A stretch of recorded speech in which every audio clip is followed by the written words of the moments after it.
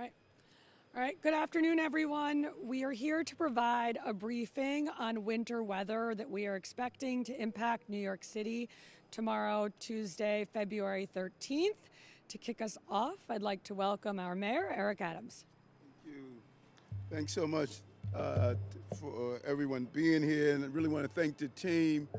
Start out this morning being briefed. Actually, last week, Chief of Staff told me we were looking to have this weather come in, and the team started to prepare. There's been various shifts around 6:40 this morning. We got an update and immediately started to make the necessary adjustments. Communicated with the chancellor this morning as well, and he started the operation of dealing with remote learning for our children. We've been fortunate. Let's be clear. We have not had any significant snowfall for quite some time. In fact, it was amazing how little salt we had to use last year. But the time has come. Mother Nature does what she wants to do. And I really want to thank the Commissioner Tish and her team for their just rapid response and coordination with all the agencies involved. We're expecting snow across the city tonight and into tomorrow. The current forecast calls for light rain beginning around midnight and transitioning to snow tomorrow morning. We expect at least 5 to 8 inches now. We could get more. As the forecasts continue to shift, we will continue to notify New Yorkers. It's going to be low visibility, high wind gusts, ending by early afternoon, as well as up to 2 feet of coastal flooding along vulnerable shorelines. We're taking this storm extremely serious. We want New Yorkers to be prepared, and we want New Yorkers to do the same. We expect slippery roads and limited visibility. And so we're strongly encouraging New Yorkers, if you don't have to go out, stay home. And please use public transportation. We want to minimize the number of vehicles on the road so that our apparatus and vehicles can actually deal with the removal of snow and make our movement in the city more feasible. Our team has also been coordinating closely with the governor's team, Governor Hochul's team in advance of the storm. All relevant city agencies have been activated and preparations are underway. Sword spreaders and plows are ready to go.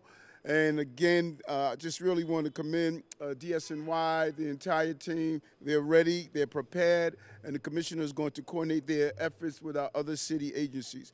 And so we're doing everything in our powers to keep New Yorkers safe.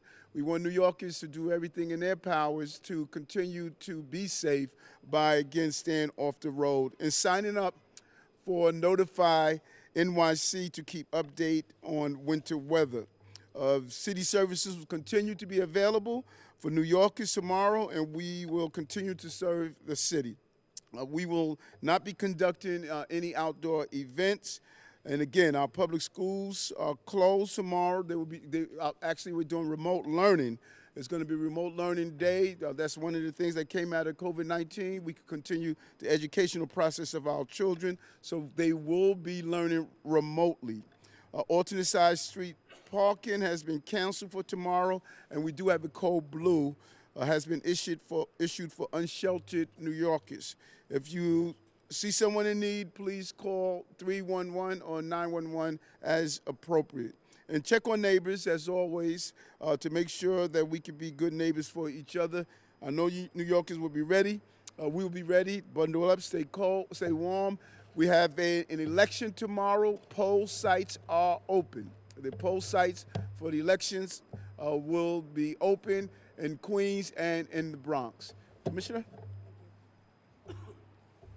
Thank you, Mayor Adams. You're going to get a more complete weather briefing from Commissioner Iskell in a few, but I will give you some of the highlights that the mayor has already touched on.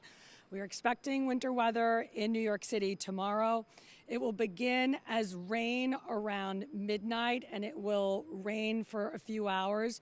We expect the transition to snow to happen between 4 and 7 a.m. tomorrow.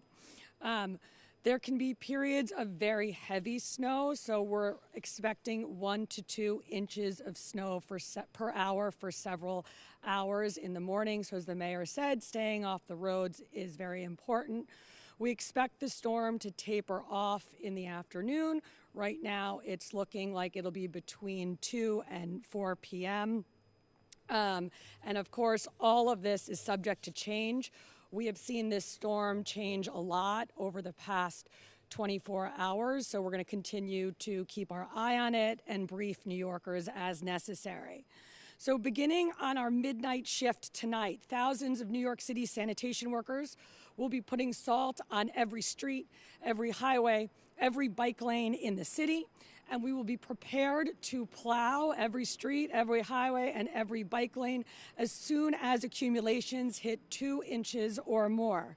The operation will continue until all streets are clear, which will likely be hours after the last flakes fall.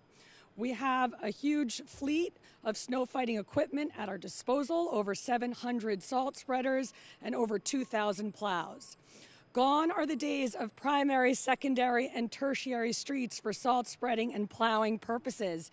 Now, every street in the city is on a route, and every route can be dispatched at the same time.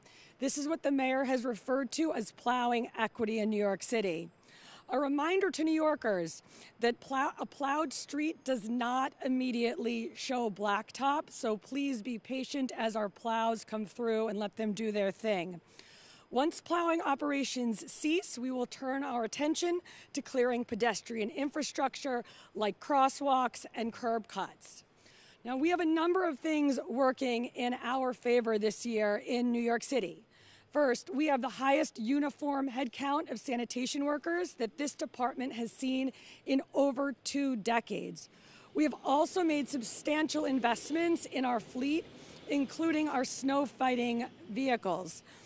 We've spent about $500 million over the past year on the upgrades to our fleet. And we also have new GPS technology. It's called Blade Runner 2.0 that allows us to surgically manage our salt spreading and our plowing operations. So our supervisors in the field from their smartphones and us at headquarters, we can see every street in the city, what has been plowed, what has been salted, what we may have missed, and then we can direct resources accordingly. To aid our operations tomorrow, we are asking New Yorkers to stay off the roads. Our salt spreaders and our plows can cover a whole lot more ground a lot faster if there are not other vehicles in their way. To that end, we have canceled alternate side parking for tomorrow, although meters remain in effect. An important reminder to property owners. Well, we got the streets, we got the highways, and we've got the bike lanes. Property owners are responsible for clearing snow and ice from the sidewalks. We saw in the last 2 snow events in New York City that the streets were very clear, but the sidewalks were pretty treacherous. We don't like to enforce these. We don't like to issue summonses and do enforcement, but we are prepared to enforce these very basic safety rules in New York City tomorrow to make sure that our sidewalks are clear and are passable. I am now going to turn it over to our Commissioner of Emergency Management, Zach Iscol. Thanks so much, Commissioner Tisch, Mr. Mayor. Always wonderful to be here with you guys. And just to start, a heartfelt thank you to all of our incredible crews who will be working tirelessly throughout tonight and the next few days to keep us safe. These dedicated professionals, including police officers, firefighters, EMS personnel, sanitation workers, and many others, are really the backbone of our city's resilience in the face of adverse weather conditions. Their commitment to New Yorkers really knows no bounds, and I couldn't be more grateful for the work they'll be doing tonight and throughout the day tomorrow around the clock. So thank you. In terms of the forecast, as the mayor, as Commissioner Tisch said, we're expecting 5 to 8 inches of snow. We'll start with rain around midnight tonight with a shift to snow sometime in the early mornings. We could see rates of 1 to 2 inches per hour. This could lead to difficult travel and low visibility for the morning commute. In advance of this, the National Weather Service has put out a winter weather advisory. We have issued a travel advisory for tonight through tomorrow. We do expect travel delays tomorrow citywide, so we encourage everybody to stay off the road, to keep themselves safe, but also, really importantly, to allow sanitation crews to do their job of clearing the snow, and to allow first responders, police, firefighters, EMS to get around the city should they need to. We activated this morning our winter weather emergency plan. That means we now start coordinating with a number of agencies, including sanitation, Department of Education, DEP, DOT, Transportation, Environmental Protection, host of others, including state partners, 311, Port Authority, MTA, and others, to make sure that we're prepared for this winter weather. Timeline, as I mentioned, one of the things that we are looking at this storm is right now there is low confidence in the forecast. That means we could see more snow, or it means we could see less snow. That really will depend upon when the shift occurs from rain to snow. If it occurs earlier, we'll see more snow. If it occurs later, we'll see less snow. We're also looking at how the snow bands tomorrow will line up. Those snow bands we can't really track until we're about an hour out. And so if we see some heavy snow bands coming into the city, that means we could see higher rates of snow. It means we could see higher rates and amounts throughout the city, but we won't know until tomorrow. It's also possible that we see less snow than currently forecast. As Commissioner Tisch said, this forecast has really changed. Yesterday we were expecting about 1 inch of snow. Right now we're looking at 5 to 8 inches. So it is incredibly important for all New Yorkers to stay informed. Make sure that you are monitoring the forecast. Make sure that you sign up for Notify NYC, available in 14 languages, over 1 million subscribers, available by calling 311, by downloading the app, or by going to nyc.gov/notify to make sure you have the most relevant information. The other thing I want to flag is with the forecast, there's always multiple hazards that we need to be aware of. And one of the places people often get in trouble is when we look at one hazard, snow, and we don't pay attention to the other ones. So there are potentials with high gusts of winds tomorrow in combination with the snow of leading to reduced visibility that could really impact roadways. The other thing that we're looking at is potential for minor to moderate coastal flooding in and around Jamaica Bay, parts of the Sound. So that's areas like Broad Channel, Hamilton Beach, parts of the Rockaways, up to City Island. We're looking at that really in local areas between 11 a.m. is the high tide mark, but that could continue on to about 2 p.m. So really important that all New Yorkers are paying attention not just to the snow, but the other hazards. There's also potential disruptions to the evening commute as there are remnants of slick roads and precipitation on those roads. So be careful even after the snow stops. A couple of last things. Code Blue, Enhanced Code Blue is in effect. So as the mayor said, if you see a homeless New Yorker, if you see somebody vulnerable, please call 311 or 911. We have teams that will be going out to try and get our most vulnerable off the streets. And then as the mayor said, tomorrow is also an election day. Always important for everybody to vote. We have 46 polling locations that will be open in the Bronx and Queens. 38 of them are public schools, 2 are NYCHA facilities, 6 are private facilities. We are working very, very closely with elections to make sure that those sites are open and running, that will be salting, that will be shoveling, and want to just give a big shout out and thanks to the election workers who will be going out early in the morning at 5 a.m. to make sure that those sites are open. Finally, make sure you're monitoring the forecast, and again, we'll always be pitching Notify NYC. Thanks so much, and back over to you, Commissioner Tisch. Thank you, Commissioner Iskell. Next, we will hear from our school's chancellor, Chancellor Banks. Thank you so much, Commissioner, and good afternoon, everyone. Schools will be, we're not saying closed tomorrow. Schools are shifting to remote learning, and that's an important distinction. When we say schools are closed, then officially that does not count as a day for us as relates to state law. Our schools are still in session, just differently. And so the long gone are the days just a snow day and everybody just has off. So we're going to have a big snowstorm, most likely, but our students, we expect for them to be fully engaged. It is important to note, it is what we refer to as a synchronous day, school day. And what that means is that if your child's as an example, in the 3rd grade, they will show up online with their teacher at the same time that they would normally do it in school and have a regular session of school and simulate it much in the way that it would be as if they were already in school. So the mayor and I spoke early this morning. He gave the word that we should start the preparation. We had notified all of our superintendents, our principals. Teachers have now all been notified, and parents are being notified in real time as we speak.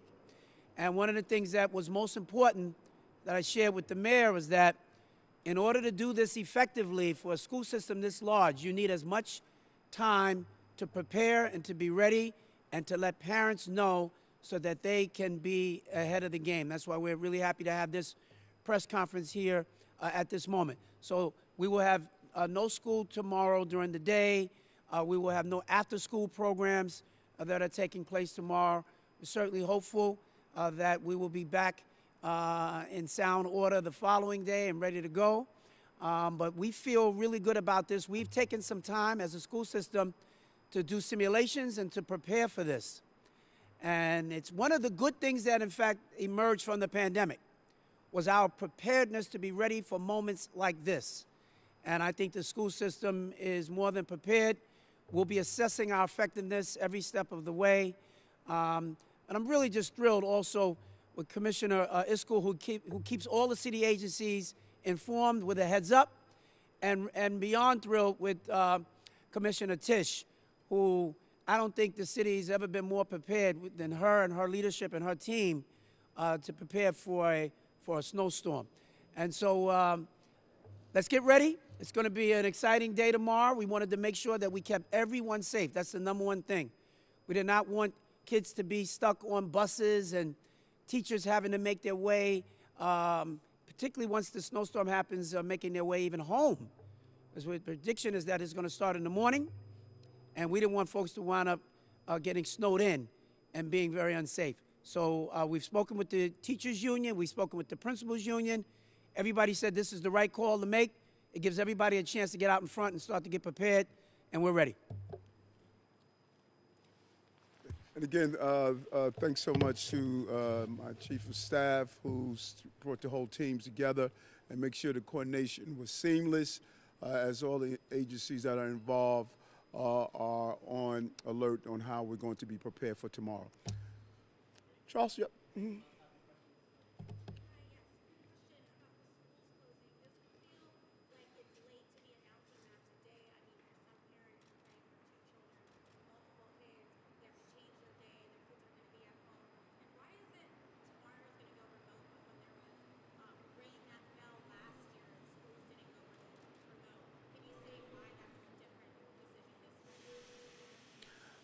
Well, first, no, it's not late. As we stated, I think 6:40 was exact. 6:40, we got the update on what we were dealing with. And so immediately, we did not wait for the 12 noon press conference to notify parents, teachers, superintendents, principals.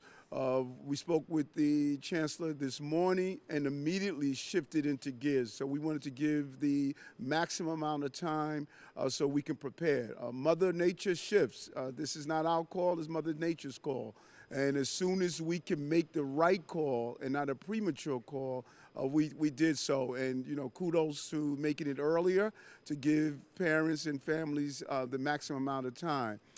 When it comes down to why we didn't close on a rain day in comparison to now, these are the calls we make. We sit down with the entire team and say, we at a weather point where we need to close schools. We did not believe we were at that point when it was raining, just as we didn't believe back during COVID that we should close schools. We make the call based on the safety, preparation, and the ability to our children and families to get to the school, and we make the call the best way we can, and we did it the right way this time. Yes. Mm-hmm. Hold on one moment. Yep. Charles. Sorry, just one thing to add to that. I think one thing that also just needs to be brought up, and the mayor touched on this as well, is there's a big difference between forecasting for rain versus forecasting for snow. Snow generally, and I put a lot of emphasis on that word generally, you have a little bit more lead time in terms of the forecast. Rain is much more difficult to forecast than rain, but as the mayor said, you know, it's also different impacts in terms of the potential threats to kids. This one is something that was made incredibly early. Usually in the past, that decision to go remote or that decision to cancel school is usually made the morning of. And again, that's because of the constraints of the forecast. Mayor, why do the children of New York City today not get to experience what young Eric Adams experienced, which is just a snow day? Why can you not just say tomorrow is a snow day? Well, several different reasons. That's a great question. One of the most important aspects of it is that we came into the school year with our children falling behind. COVID took months, if not years, away from the education and the socialization of our children. We need to minimize how many days our children are just sitting home making snowmen like I did, and they need to catch up. You know, the chancellor has done an amazing job. We're outpacing the state in reading and math, and we don't need to slow down. We need to keep our foot on the pedal. And so whenever we can use technology to do so, we're going to do so. I did not have internet or remote learning as a child. I wish we would have, but we have it. We better use it because we have to catch up and exceed where we are. So that affects you all. Yeah, for Chancellor, really quick. There are already some message boards among parents who are saying, I'm not going through this. They can't log on to the Zoom, can't click over here. They're getting sort of PTSD from what happened during the pandemic. So are you giving them any kind of chancellor's permission at a certain point? If it doesn't work tomorrow, take the kids out to Prospect. You're really trying to get in that park to just have a regular snow day at MIC, yeah. Listen, the goal here is for us to effectively be able to deliver instruction for our kids, as the mayor said. Whenever you're dealing with technology in a system this large, there are always glitches. We want to minimize those glitches because we want our students engaged. And, you know, by 3 o'clock, the school day is over. They'll have plenty of time to get out in the snow and still have some fun. So we don't want the kids to not have fun, right? I'm not a Grinch. But we do want them to be able to be actively engaged in school and get the most out of it. And the goal is to really make sure that we're getting it right. And when there are some glitches, we'll have help centers and whatnot to help get our parents through. Yeah, hold on. Because I want to go back. I want to go back before Zach touch on this. Listen, snow days, my mother had to walk us to school with her arthritic knees. If you are a parent and you are not willing to navigate a computer for your child, that's a sad commentary. That's a sad commentary. Clicking on, figuring out how to navigate that, use it as a teaching moment on how to get it online and how to get it up, showing our children that difficulties come and we overcome that.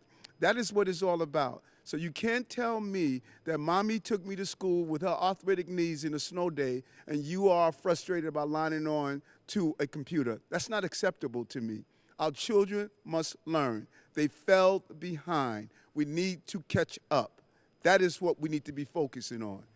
Is that?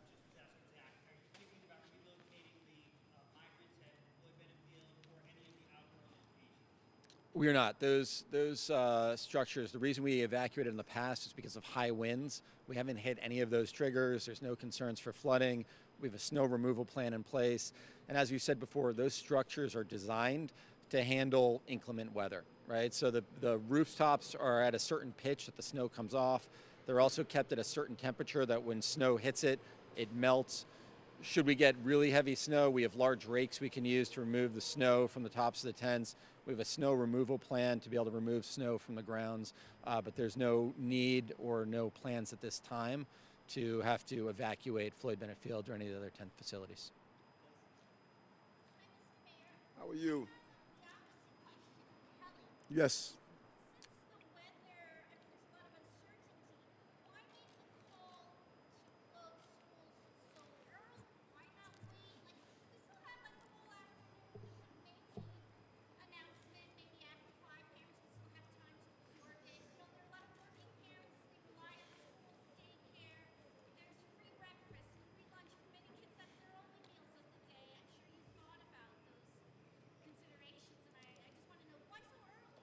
Well, it took me over 2 years to reach a point where I can finally see a living example of what I stated. 8.3 million people, 35 million opinions. No matter what we do, there's going to be this. And so what we must do is be leaders and make the call not based on the loud voices, but based on our analysis of the circumstances that we are in. Because if we close the school early or we close it late, they're going to be what you and Kelly has just went through. This is the team. We got to make the right calls, and we have to do what's best for our students. I remember during COVID, everybody told us close the schools, close the schools, close the schools. We did the analysis. It was a smart thing to do. It was the right thing to do. It was the safest place for our children at the time. We're doing that once again right now. And so for those who said we should have closed it earlier, or those who said that we could have closed it late, you just reinforced 8.3 million, 35 million opinions.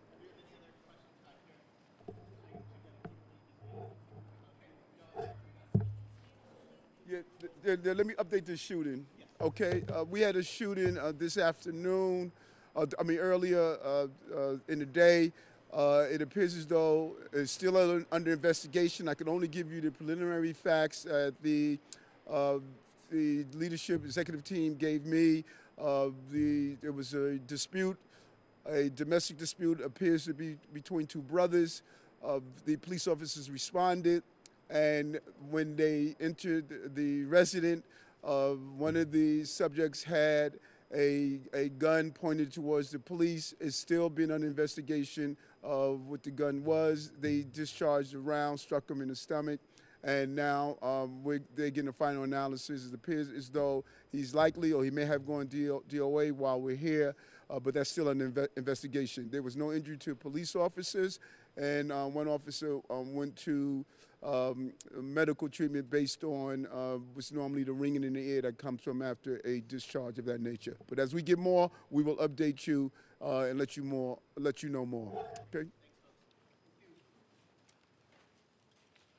You got this.